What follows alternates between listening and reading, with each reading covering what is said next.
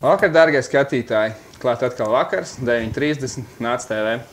Šodien pie mums ir viesos rock grupa Bloody Heels.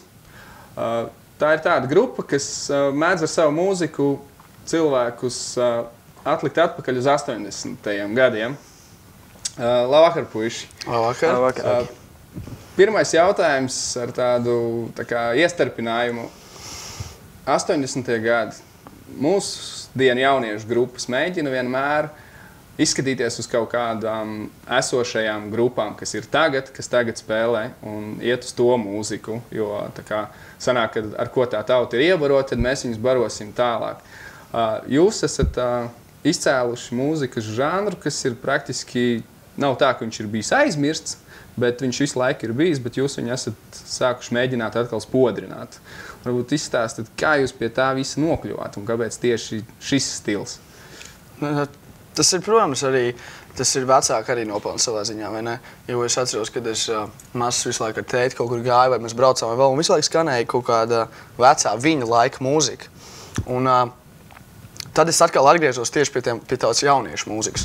Tad manā laikā, kad es biju ritīgi sīks, tad bija visādi 50 cent rap un viss kaut kas tāds, vai ne? Un visādiem žanriem es izgāju cauri, līdz es atpos atkal pie tā paša sākuma, ar ko es sāku mūziku klausīties un sapratu, ka tas mani personīgi ir vistuvākais žanrs.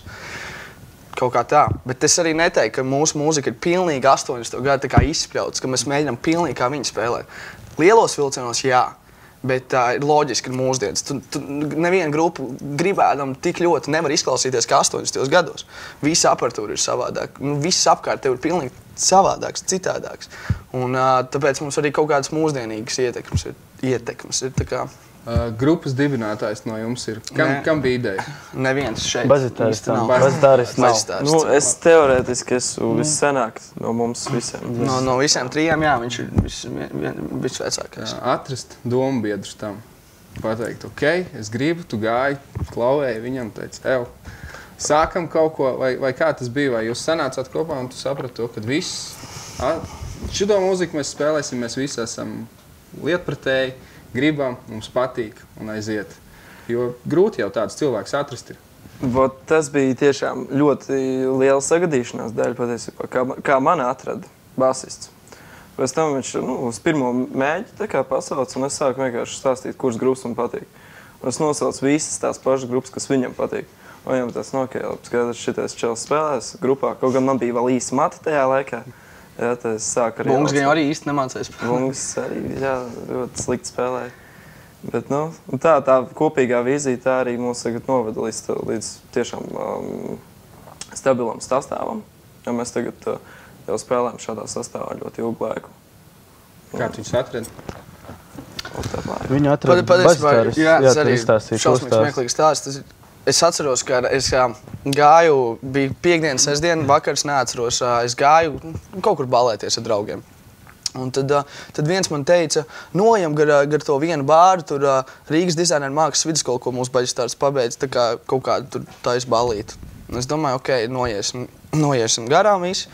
Un es eju, un es tajā sētā pirmais, ko es redzu, ir blondiem matiem, skruļainiem, viens ārā tur kaut ko ķēmojās, un es domāju, bāc, kaut kāds atkal pilnīgs čung.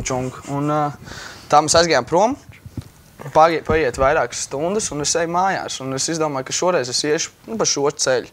Nemaz neatceroties, kas bija tajā balītē, kas tur ir pa ceļam. Un es gāju, es domāju, labi, ieiešu iekšā, varbūt vēl kāds pazīstams tur ir vai vēl. Un kaut kā es sāku runāties ar Kristapu, mūsu baģistāristu. Un tad es pieliku savu mūzikas playerīti klāt. Un tad sāka skanēt visas mūsu dziesmas, un nezinu, tas bija tāds moments, ka mēs vienkārši saskatījāmies. Mums pat nevajadzēja neko otram pateikt, mēs vienkārši zinājām, jā, šis džeks, viņš klausās, viņš domā līdzīgi kā es, un visi kopš tā laika mēs esam kopā, visi bijuši. Tā kā. Ar tevi? Man ir, es nezinu, vai garāks stāsts vai īsāks, bet mani atrada laikam sanāk pēdējo garlaicīgāks stāsts, jā. Jums bija kaut kādas, nezinu, viņiem tur nomēnījās ģitāristi. Jā, mums bija problēma, mums ģitārists aizgāja. Aizgāja prom, tad viņi dabūja citu ģitāristu, viņš laikam aizgāja arī, vai tur nesaskanēja kaut kas? Jā. Un man bazitārists, tas Kristaps, uzrakstīja kaut kādu, un man īsti neinteresē tajā brīdī pievienoties grupā, bet pēc tam kaut kā man sagribējās spēlēt kaut kādu grupu un uzstāties, bija tāds brīdis, un tad kaut kā uzrakstīju viņam un izrādās, ka viņi vēl meklēja to ģitāristu, un tad beigās kaut kā sanāca tā, ka mēs samēģinājām un viss aizgāja. Bet tieši, labi, tevi saprotu vecāki, tev patika tā mūzika ar basģitāristu, nu ar to, kas grupu ir dibinājis. Bet tev piedāvāja, teica, nāc, un tu tā zināji, ka tā mūzika ir tavējā, vai arī tev bija viņa jāaptaust? Nē, protams, es klausos jebko praktiski, kas man interesē, bet man bija 80. mūzika arī no bērnības, jau arī no vecākiem jau diezgan jau no bērnības iekšā sevī. Bet jā, bija kaut kā tā, ka es biju arī uztaisījis coveru vienai dziesmai internetā, un man liekas, tā viņi arī atrada mani kaut kā caur YouTube. Tā kā paldies internetam, laikam jau. Bet man vispār šķiet, ka tieši tādā mūzikā tur lielākā daļa, 90% tiešām būs vecāku nopelns tam attiecīgiem cilvēkam, kas tādu mūziku klausās. Jo, tieši tā, kā tu teici, ka tagad mūsdienās jaunieši, varbūt tev pat apzinoties, tu saproti, ka tev varbūt tā mūzika tik ļoti nepatīk, bet tu vienkārši to darīsi, tāpēc, ka visi apkārt tev klausās to, un vienkārši ar laiku tev pats klausīsies viņu. Tas ir tā lieta, no kā man tā liekas morāli nogurst, tāpēc es tā, zinot jūs un cik gadus jūs esat, to jūsu visu to crazy stilu, gari mati, puķainas drēbes, un es atceros vienā koncertā redzēju, to visu saprast tā, ka tas patīk visiem, un to var redzēt, un tas patīk jums katram, grupas dalībniekam, bet ir arī atkal tādas grupas, uz kurām tu aizēji skaties, vai ne, tur divi trinkšķini to ģitāru, es atvainojos spēlē ģitāru, un viens skatās griestos un spēlē ģitāru, jo viņam tā mūzika nepatīk, bet viņš grib grupā spēlēt, un tā, bet man liekas, ka tie arī visātrāk un morāli piekūst. Kā jums ir piekūstat no tās mūzikas, lai gan no tās mūzikas nevar piekust? Viņas var tikai dabūt enerģiju ārā. Es domāju, ka cilvēks no jebkā ar laiku, viņš nogurs, un no jebkā vajag atpūtu kādu brītiņu. Nav arī tā, ka mums katru dienu gribās visu laiku spēlēt un visu laiku kaut ko darīt. Un lielākoties, protams, jā, bet katram uznāk kaut kādu melnie brīži, ka viņš ir mazliet nogurs vai grib mazliet atpūsties. Galvenais, lai tas neievalkās. Lai ir tā, ka tu atpūties kādu brītiņu, un tad vēl joprojām saprotot, ka jā, tas ir tas, ko es gribu darīt, tas man patīk. Man ir labi draugi, ar kuriem es to daru, un es gribu turpināt strādāt, muzicēt, rakstīt. Tad tu jūti. Es vienreiz pamēģināju attiet, es bez tā nevaru, man tas patīk, es to mīlu un es to darīšu. Zinot jūs, kā grupas dalībniekus, jūs esat crazy, jauki, gan jau, kad smieklīgi brīžiem, jums ir visādi atgadījumi, par kuriem jūs varētu stāstīt. Bet kādi jūs esat kā personības, kā ikdienā? Piemēram, tu esi bundzinieks, tev jādod uz bungas, tu gan jau, ka kaimiņiem riebies, ja tu to dari mājās un vēl visu kaut ko. Kas ir tas, kas varbūt ar ko tu nodarbojies ārpus tieši tās muzicēšanas?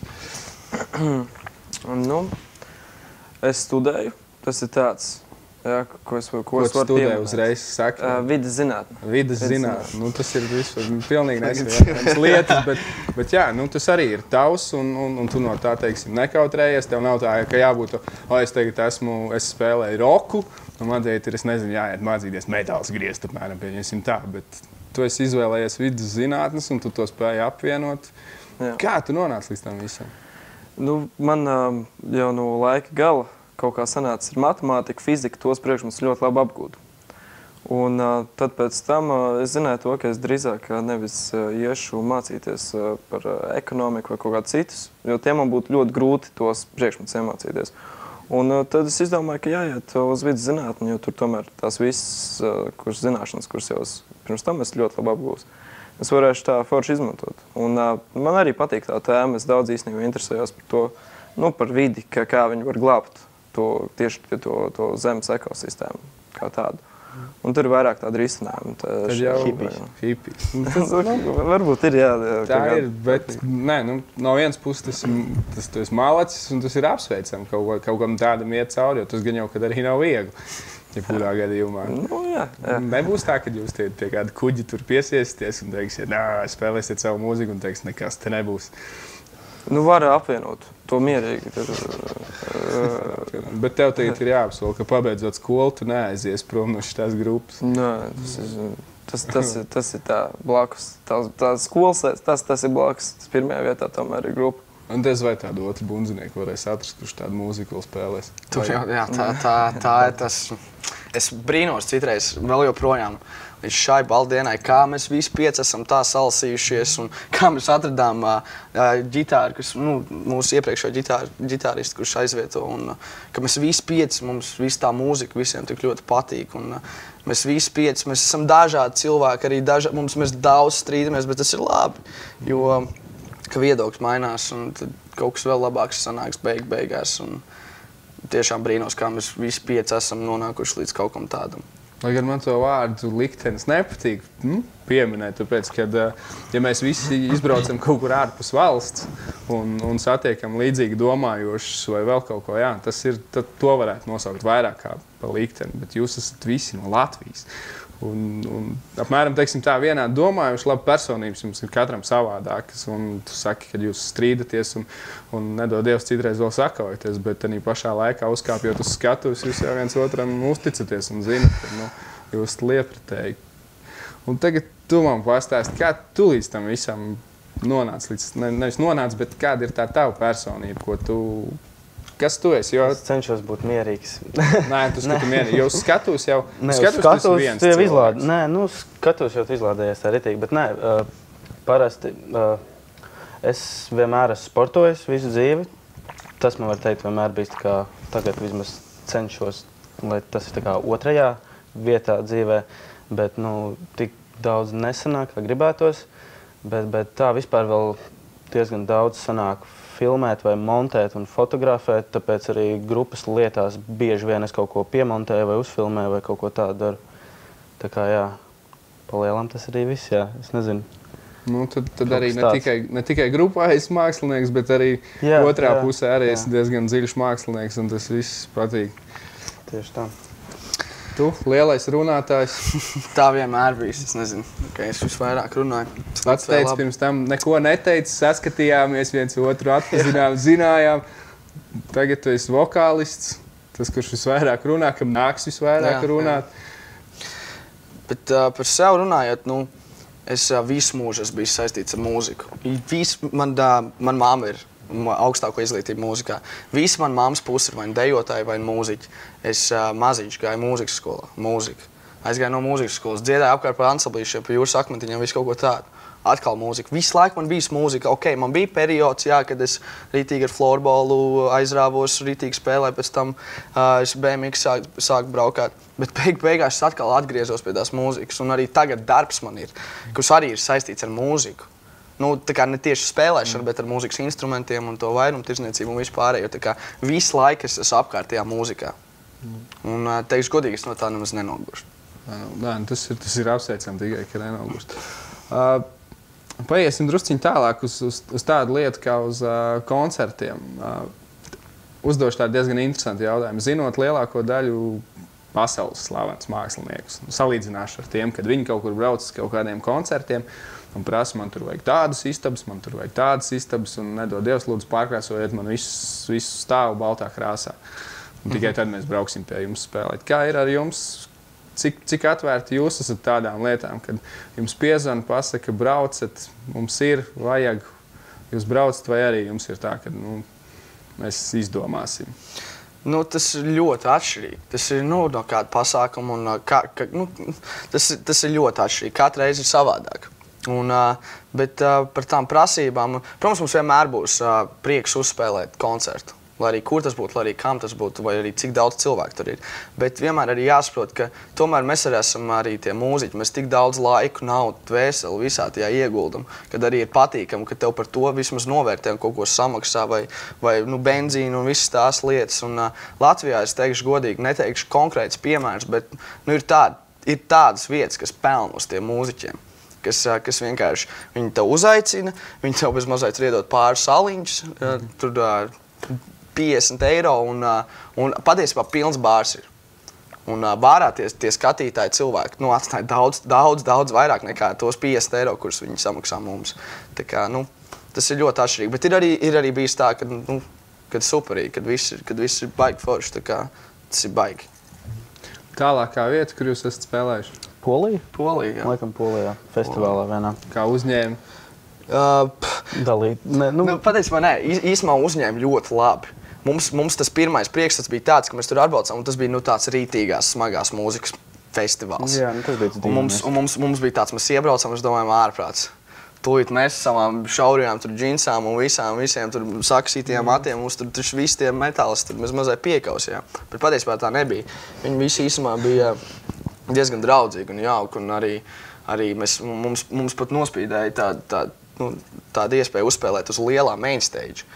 Vienu dziesmu uzspēlēt, un tā bija nenovērtējama pieredze.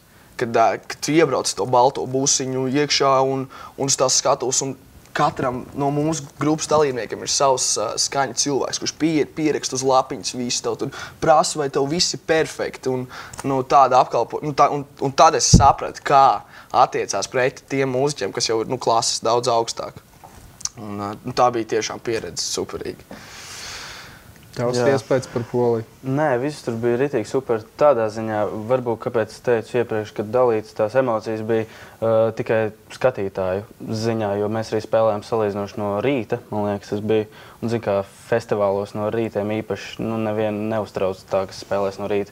Ietunēs. Jā, ietunēs kaut kas. Ne kaut kāda superīgākā grupa. Spējāt, tas salasīt? Jā, nē, cilvēki bija, bet sākumā tas uztraukums arī nedaudz varbūt bija, tāpēc, ka nezinājām, vai nāks tie cilvēki un kādi, jo tur bija tāds smagāks mūzikas festivāls, bet beigās bija okei. Tas nav, bet arī, teiksim, aizbrauc uz tādu festivālu, tur visu laiku ir smagā mūzika, skanēs smagā mūzika. Iznāk 4 džeki, sāk spēlēt hipiju mūziku. Hipiju gluži nē. Jā, bet tādā brīdī tev vienkārši atverās acis un tu pagriezies un tev liekas, wow. Nē, mēs atšķirāmies no pūļa, tas gan. Man liekas, tas nebija. Jā, no visiem noteikti atšķirāmies tas. Vēl kāds koncerts izņemot Polijas?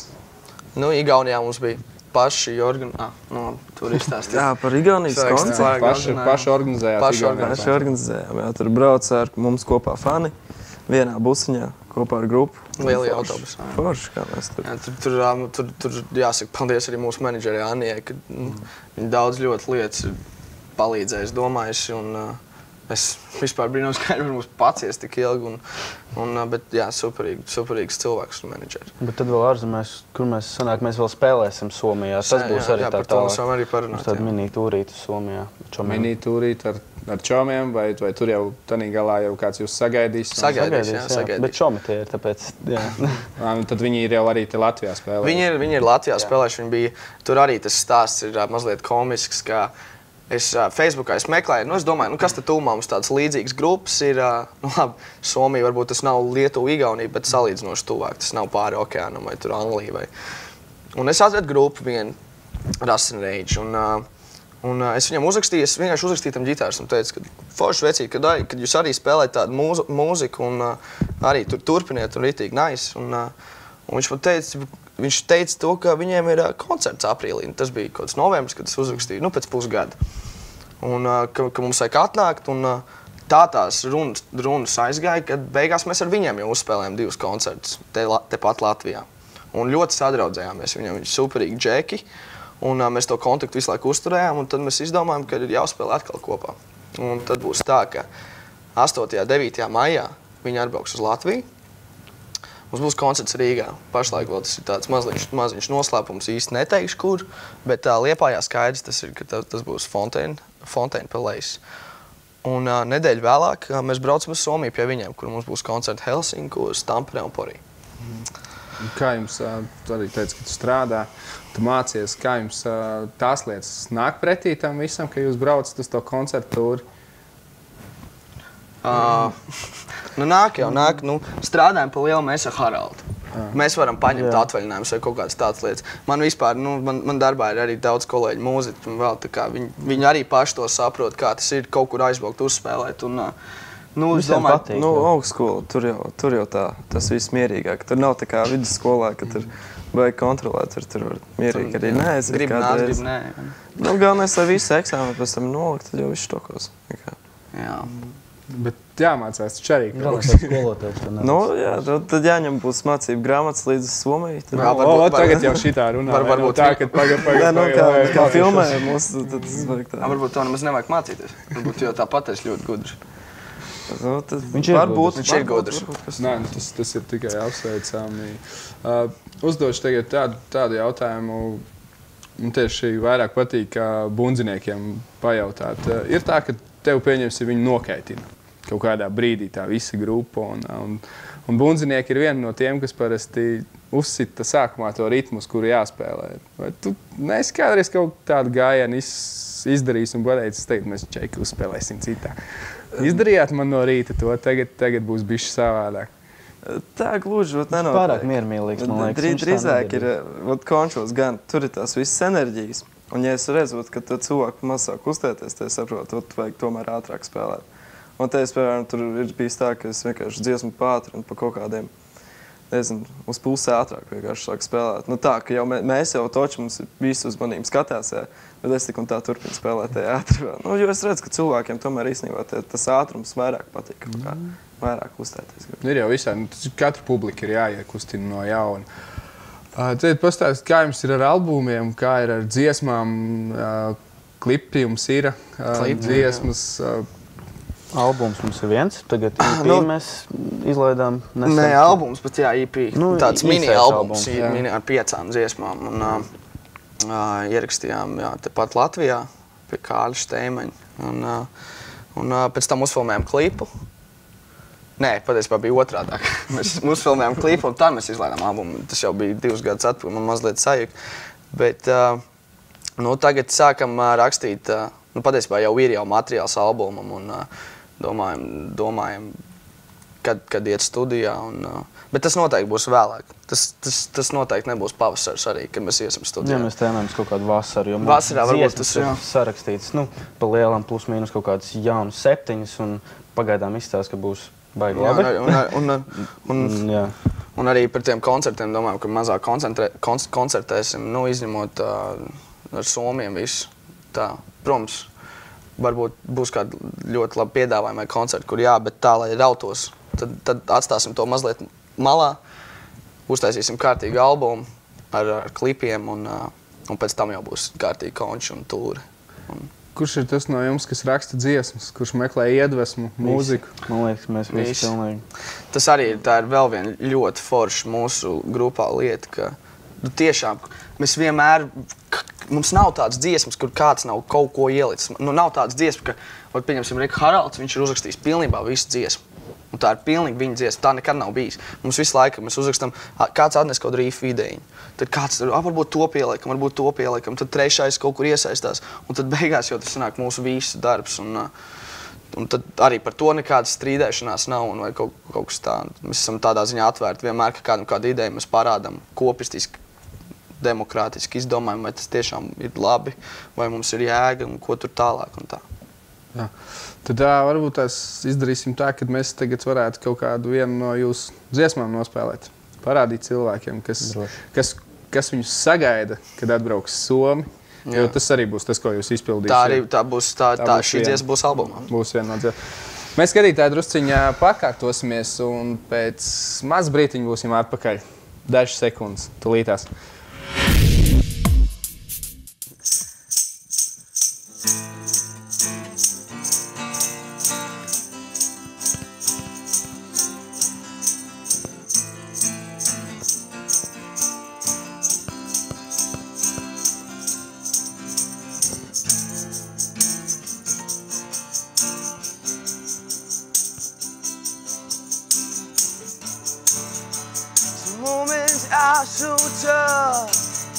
Some people are too rough.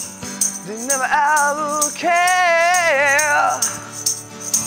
But time was by and by, and one day we realized it's us that needs to change. We should stand all together and be strong forever.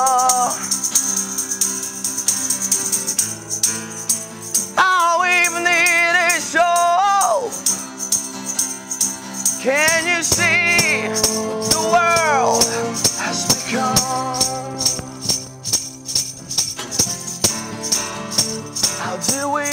so cold? Is it just because we grow? I need to know. Well, it's not too late, 'cause we decide to fade for no one but ourselves. We should stand all together and be strong forever. All we need is hope. Can you say what the world has become? All we need is to try. Yeah, to try to make this place better. Oh.